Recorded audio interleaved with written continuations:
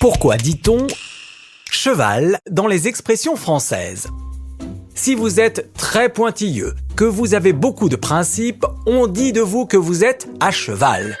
Une expression utilisée depuis le milieu du 19e siècle, qui vient bien sûr de l'équitation et qui a deux explications.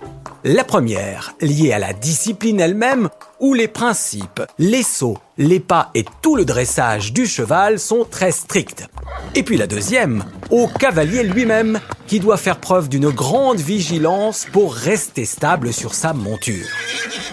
En équitation toujours, on dit que l'on va asseoir un cheval sur ses hanches pour lui faire plier les jambes. Et c'est devenu une expression pour signifier que l'on soumet un animal ou une personne avec des gestes bien précis. Lorsqu'on est très souffrant, on peut avoir ce qu'on appelle une fièvre de cheval. Une expression familière utilisée car les symptômes de la fièvre sont toujours spectaculaires chez cet animal. Pour se soigner, on utilisera peut-être un remède de cheval, soit un traitement à forte dose, comme celle qu'on donne justement à un cheval, dont la morphologie nécessite une grande quantité de médicaments. Quand on a un sujet de prédilection qu'on utilise souvent avec passion, on dit qu'on a un cheval de bataille. Car à force d'en parler, on maîtrise ce sujet avec fluidité, comme un cheval qui galope avec facilité. Le terme « bataille » venant des guerres où on privilégiait les chevaux les plus fougueux.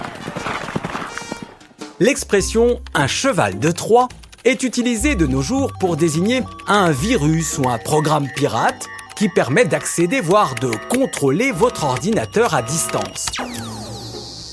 Elle désigne aussi plus largement un cadeau maléfique ou une personne qui s'infiltre dans un milieu pour le détruire.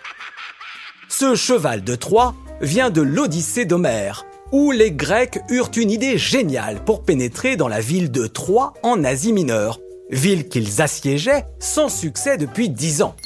Ils construirent un cheval géant en bois à l'intérieur duquel Ulysse et des soldats se cachèrent. Ils offrirent ce cheval aux Troyens et le soir venu, une fois la ville endormie, les soldats sortirent discrètement et ouvrirent les portes de la ville pour l'envahir.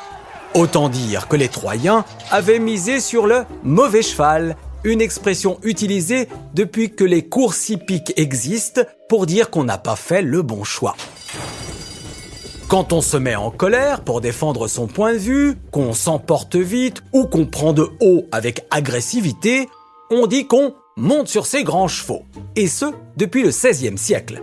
Le cheval ici, c'est le cheval de combat ou destrier, un cheval haut et fort qui, plus il était grand, plus il permettait de voir et dominer l'adversaire.